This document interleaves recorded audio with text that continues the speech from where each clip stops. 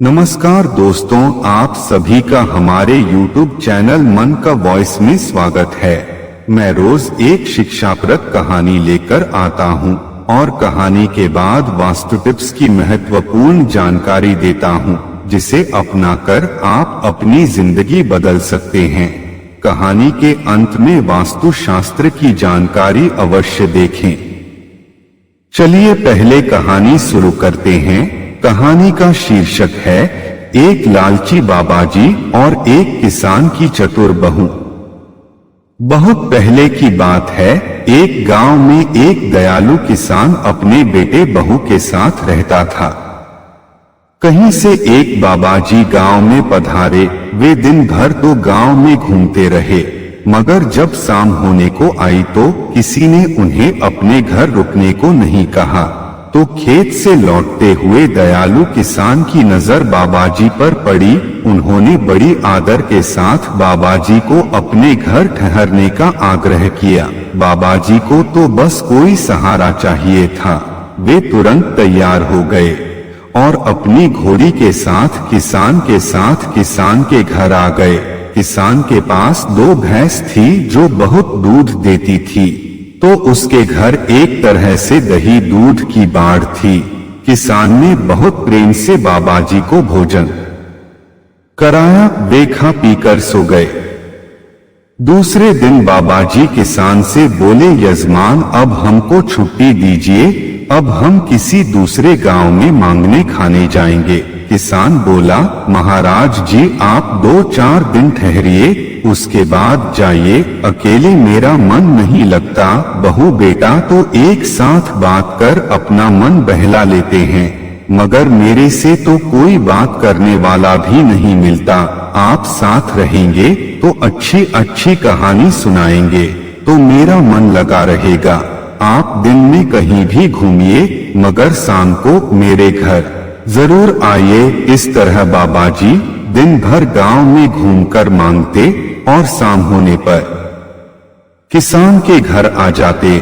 जब कभी बाबाजी अपने घर लौटने की बात करते तो किसान 2-4 दिन और ठहरने की बात कह उन्हें रोक लेता। इस तरह 6 महीना बीत गया।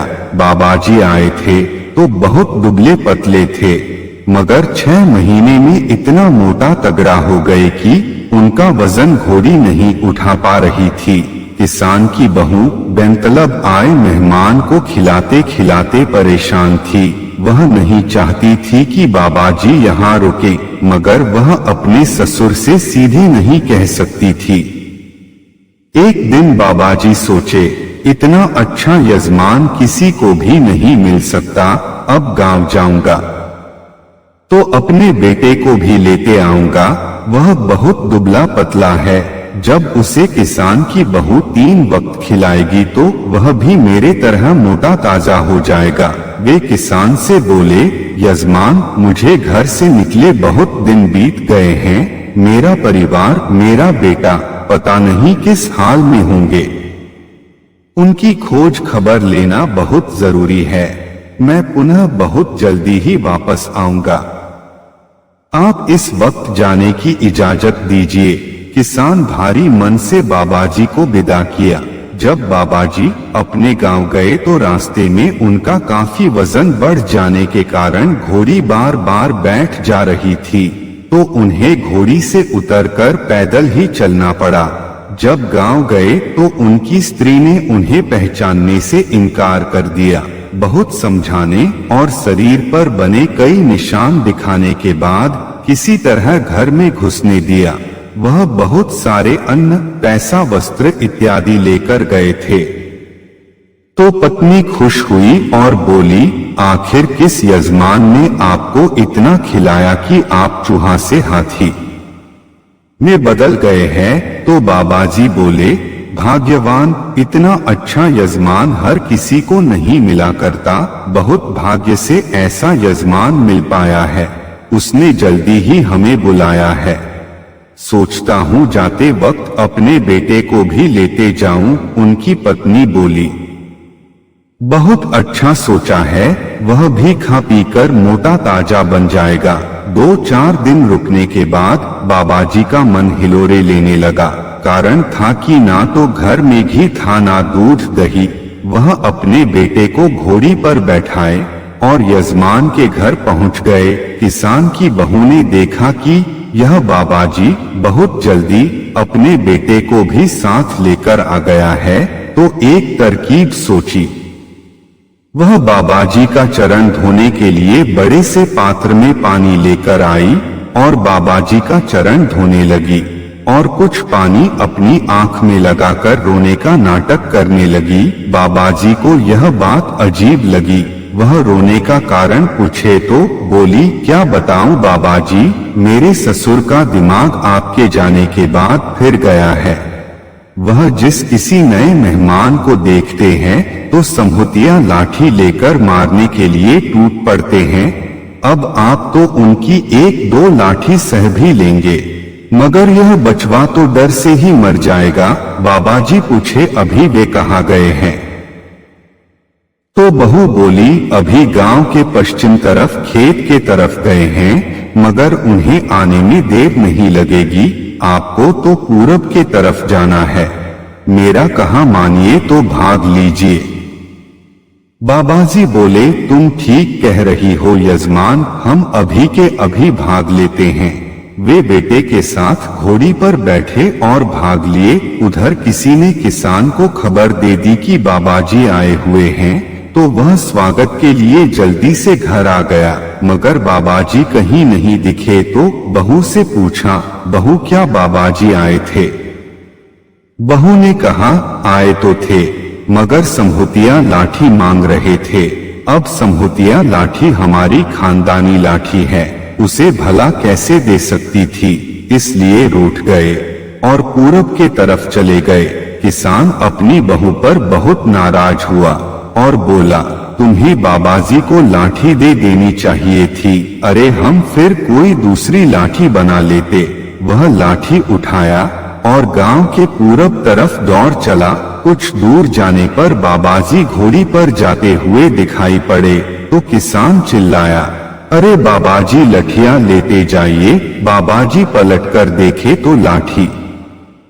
ये अपने पीछे किसान को दौड़कर आते हुए देखा।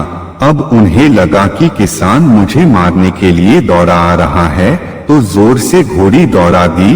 घोड़ी हवा में बात करती हुई आंखों से ओझल हो गई। किसान निराश हो वापस लौट आया और बहू को बहुत खरी खोटी सुनाई, मगर बहू बहुत खुश थी कि मुफ्त की रोटी तोड़ने वाले लालची बाबाजी से छुटकारा तो मिला। इस कहानी से शिक्षा मिलती है कि इंसान को बहुत ज्यादा लालच नहीं करनी चाहिए और ना ही बहुत लंबे समय तक किसी का मेहमान बनना चाहिए। जैसा कि हम कहानी के अंत में वास्तु टिप्स की जानकारी देता हूं, तो चलिए शुरू करते हैं। नंगा होकर नहाने का गलत तरीका ले सकता है आपकी जान। हमारे धर्म शास्त्रों में बताया गया है कि स्नान करने की सही विधि क्या है, स्नान कैसे करने चाहिए। आज डॉक्टर भी उस बात को सही ठहरा रहे हैं और बता रहे हैं कि सही तरीके से स्नान नहीं करने पर आपकी जान भी जा सकती है या फिर कई बड़ी बीमारियों का कारण बन सकती है।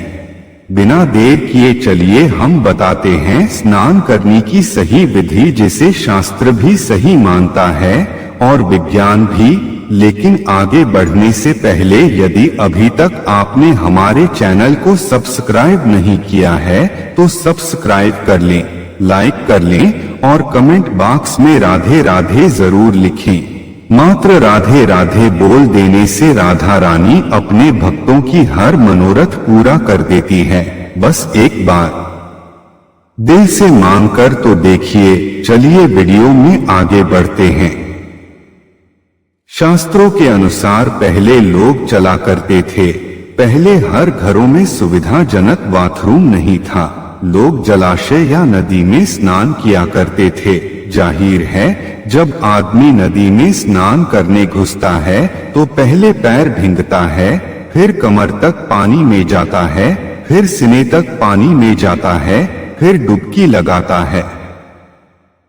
इसका वैज्ञानिक तर्क है कि पहले आदमी को अपने पैर भिगोने चाहिए, फिर कमर तक पानी डालने चाहिए, फिर गर्दन से नीचे भिगोने चाहिए, उसके बाद सर पर पानी डालने चाहिए। कारण मानव मस्तिष्क सिर में होता है जो पूरे शरीर को कंट्रोल करता है। डॉक्टरों के अनुसार अचानक से ठंडा पानी सिर पर डालने से सिर के अंदर की नलिकाएं का सिकुड़ने का खतरा सर्वाधिक रहता है। सिकुड़न के कारण रक्त के थक्के जमने का खतरा बहुत बढ़ जाता है। यहाँ तक कि लंकवा, ब्रेन हेमरेज जैसी समस्या हो सकती है या फिर जान भी जा सकती है।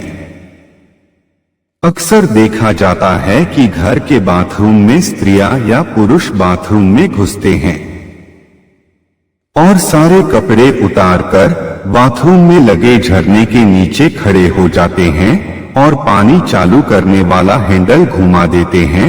अब पानी सीधे सिर पर पड़ता है, जो स्वास्थ्य के दृष्टि से कहीं से भी ठीक नहीं है।